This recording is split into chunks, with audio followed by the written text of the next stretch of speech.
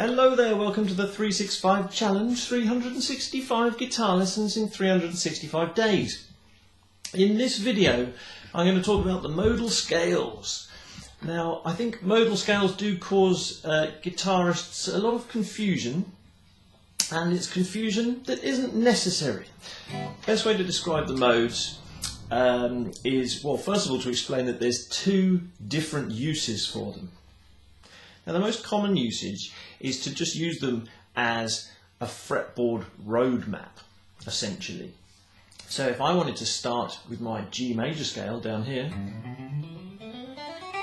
I could maybe get a little bit bored improvising there, and I might drift up and find the same notes elsewhere on the fretboard. There's 7 notes in the key of G. Those 7 notes can be found all over the fretboard. Basically, you're just linking them together and creating what turns out to be 5 different positions or 5 different shapes. So I could do my G major scale, drift into the next one and the next one. But I'm always just playing the same 7 notes that are from the G major scale. Now, we haven't really got time to think most of the time about what notes are in the key and then where to find those notes, because by the time you've thought all of that, the moment's gone. So if you memorise the shapes, that's obviously the best way to do it. Now, you can download from my website a PDF with the modes clearly, not only sort of in diagram form, but also a good explanation as well. So the first one you would need to learn is Ionian, which is just the major scale.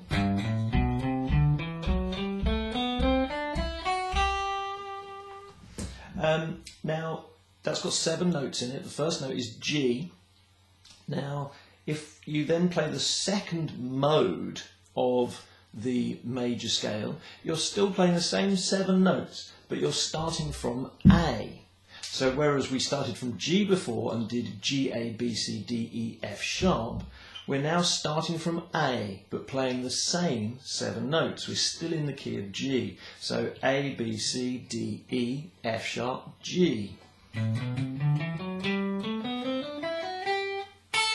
Ending on an A there.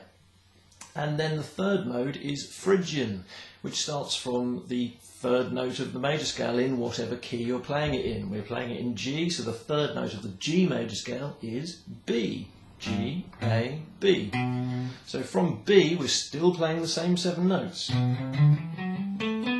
So that's B, C, D, E, F sharp, G, A, B.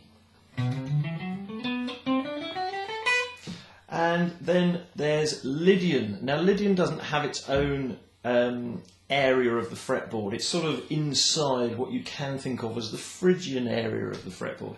I know there's no such thing as a Phrygian area of the fretboard, but it's just a way of thinking about it. So Lydian actually uses the same notes really, except Phrygian starts from B and Lydian starts from C, but they're inside that same shape where you'd have fingers 1, 2, 3 and 4 on frets 7, 8, 9 and 10. So Lydian goes from C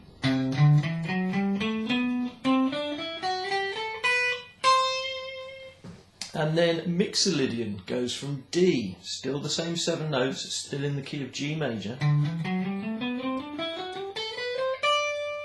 And then Aeolian, which can be thought of as the natural minor scale, the relative minor of G, which is E minor, goes from E.